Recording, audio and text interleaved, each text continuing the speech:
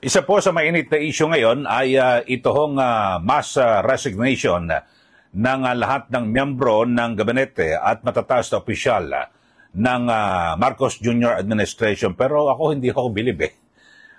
Napakalayo ho dito ho sa sabihin natin ng estilo ng pamamahala ni dating Pangulong Rodrigo Duterte na kaya naman simulan ng kanyang panunungkulan ni PRRD ay hanggang sa matapos ay talagang napakataas po ng kanyang popularidad.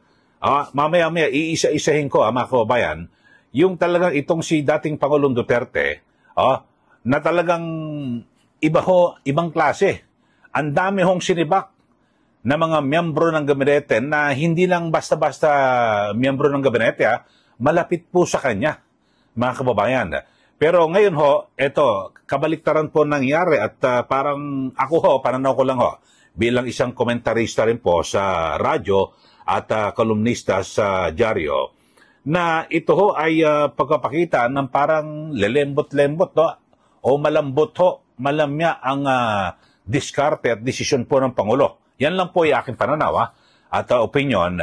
Kasi bakit ang sinasabi ho ni Pangulong Marcos Jr. ay nais niya na dahil sa ito raw po yung leksyon na nakuha nila sa katatapos na 2025 midterm elections na kung saan ay naramdaman daw ho nila kung ano ang sentimiento ng taong bayan.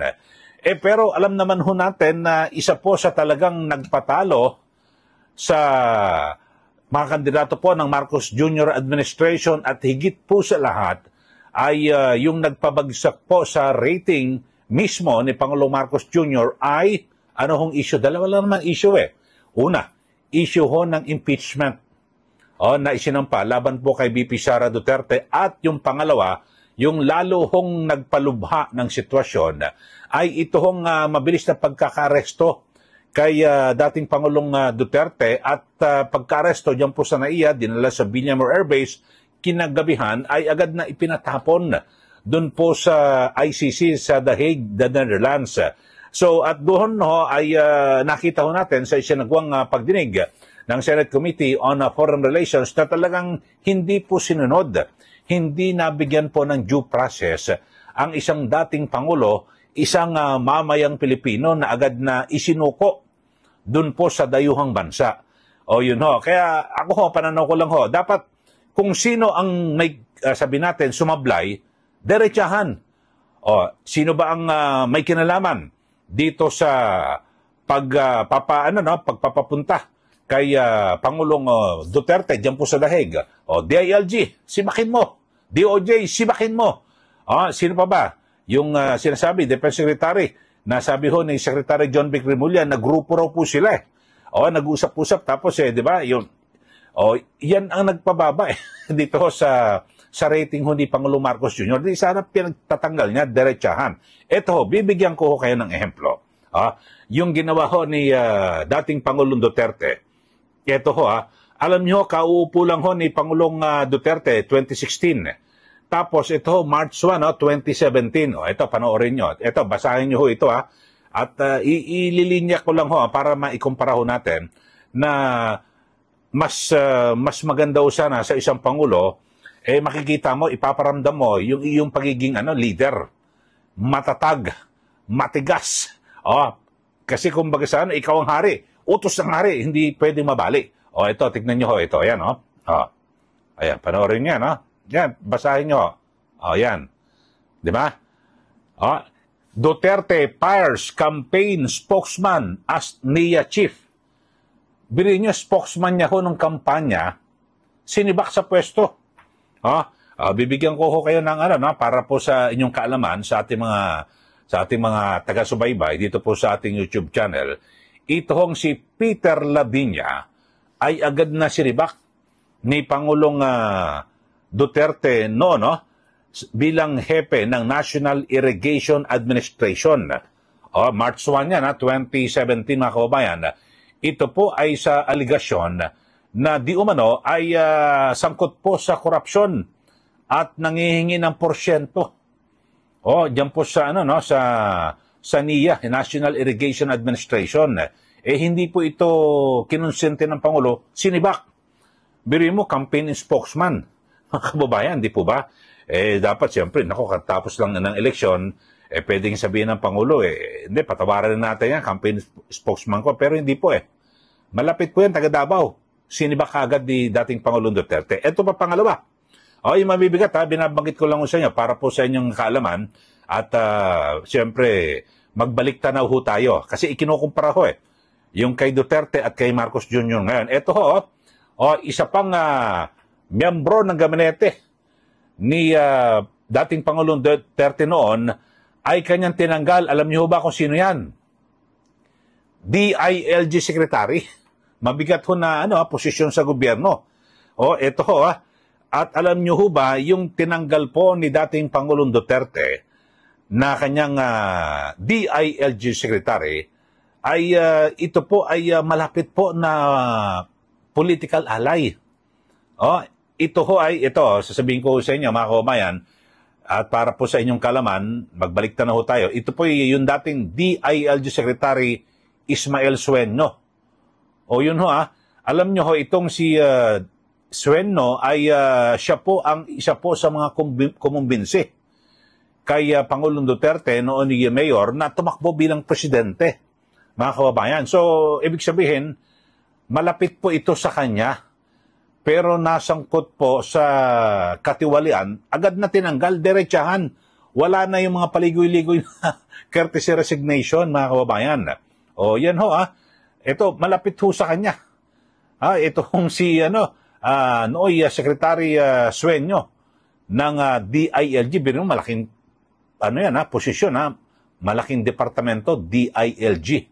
Nasangkot po sa corruption Tapos talagang pag narinig nyo naman ho na nagsasalita po si Noy Pangulong Duterte na magtatanggal siya ng mga gabinete, miyembro ng gabinete, talagang ginagawa niya ho, mga kababayan. So, yun ho, kasi ito hong si Sueño ay sinasabi, involved sa corruption Ang ginawa ni dating Pangulong Duterte, noong siyang Pangulo, tanggal ka at inanunsyo si Baka. Dalawa na ho yan Yung isang dati, campaign spokesman, na kung tutuusin, talagang malapit po sa kanya. Di po ba? Tanggal, si Bak po sa NIA. Tapos yung DILG Secretary, tanggal din ho, na biro mo kalyado, kumumbinsi sa'yo na ikaw ay maging Pangulo, kung hindi ka na kumbinsi, di mayor pa rin si dating Pangulong Duterte. At ito pa pangatlo, mga kababayan, tatandaan nyo rin, ito, malaki yan ito, Justice Secretary. Bagamat hindi po direktang inanunsyo ni Pangulong Duterte noon na tinanggal niya, ito pong si Aguirre, pero kusa nag-resign, pero sa mga naunang pahayag, talumpati ni Pangulong Duterte noon, sabi niya, marami akong opisyal na sisibakin. Sabi po ni dating Pangulong Duterte. At pagkatapos po niyon ay bigla na lang na ang inanunsyo ng Malacanang ay tinatanggap na po yung resignation ni nooy Justice Secretary Vitaliano Aguirre. Kilala niyo ba yung si Attorney Vitaliano Aguirre?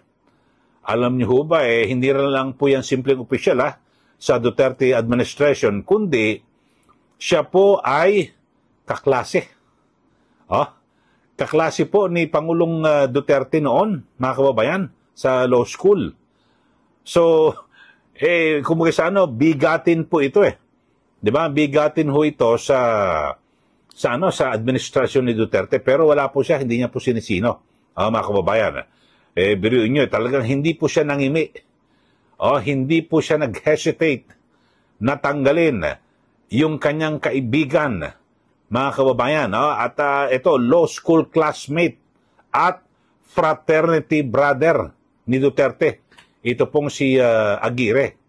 Kasi ito pong si nooy DOJ Secretary Aguirre, siya po ay nasangkot sa mga iskandalo at ito isa sa mga binabanggit sa pagkakatanggal ni Secretary Vitaliano Aguirre II ay yung na-dismiss yung kasong kriminal laban sa di umano'y mga drug lords. So lumabas po, naging malaking skandalo yan mga kababayan, baka nagkalagayan, etc. Numero 1 na ang kampanya noon ni Pangulong Duterte ay laban po sa illegal na droga. So, yun po. Yun, si Bac. At talagang sa mga speech talumpati ni dating Pangulong Duterte, talagang binabanggit niya na marami akong sisibakin na mga opisyal ng gobyerno, mga kababayan. Yun ho talaga. Talagang ito po ay nagsilbing warning sa lahat po ng mga opisyal ng gobyerno. Pero ngayon ho, bagamat may mga usap-usapan na parang may gustong tumbukin na miyembro ng gabinete, hindi raw pumasabihan ng Pangulo. Kaya ang ginawa, mass resignation, lahat po ng miyembro ng gabinete ay pinag-resign at pagkatapos na mag-resign, tsaka i-evaluate. Parang masyadong malambot o malamya, di ba? Dapat tukuyin na lang. Ang ginawa sana natin Pangulo, hindi ho sa pinapangunahan ko, si Pangulong Marcos Jr., nagko-komentaryo lang ho tayo na sana, personal opinion ko lang ho ito, na sana ang ginawa, itong si Secretary ito nagpabagsak sa aking rating, tanggal. Announce, tanggal. Tanggal. Dahil natalo tayo sa alyansa, tanggal. Ganun lang ho yun Wala naman silang magagawa. Prerogatibo po ng Pangulo. Kasi, di ba ang sabi, naglilingkod ang miyembro ng gabinete at the pleasure of the President. So, kung wala nang tiwala sa iyong Pangulo, babay na. So, ganyan lang ho. Kasi kapag, halimbawa, may isang direktang miyembro ng gabinete na sumablay, tanggalin mo yon, lahat po magiging senyalis po yan, mga kababayan, na nako, matindi pala si boss, si Mr. President, na talagang mabagsik.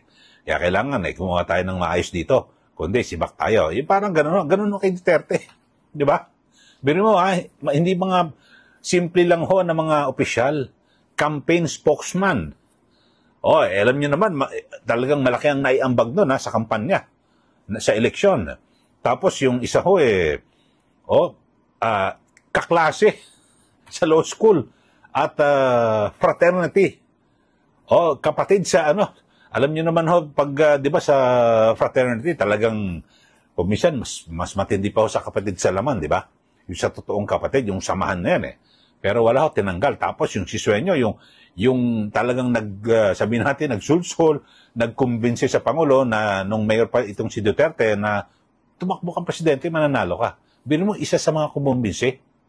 Tapos napunta sa DILG, ang ganda ng pwesto. Na-involved sa corruption, tanggal. So yun lang ho, naikukumpara ko lang naman ho, mga kababayan. At hindi ko po layunin na siyempre pangunahan yung desisyon ni Pangulong Marcos Jr., kanyang diskarte po yan. So naikukumpara ko lang ho, yung naging sabihin natin ay estratehiya. At sabihin natin, yun po ang ang estilo ni dating Pangulong Duterte na kapag sumablay ka, tanggal ka. Kahit malapit ka sa akin. Yun ho ang kanyang ibinigay na talagang senyales sa lahat. Kaya naman mula pagpasok ko ng Duterte administration hanggang siya po ay bumaba sa pwesto. Hindi mo maramdaman na, 'di ba, sa mga ibang pangulo Nako, lame duck na 'yan, papatapos na ang kanyang termino. Hindi po. Mula pagpasok hanggang pagtapos po ng kanyang ika-6 na taon sa pwesto, napakataas po ng rating.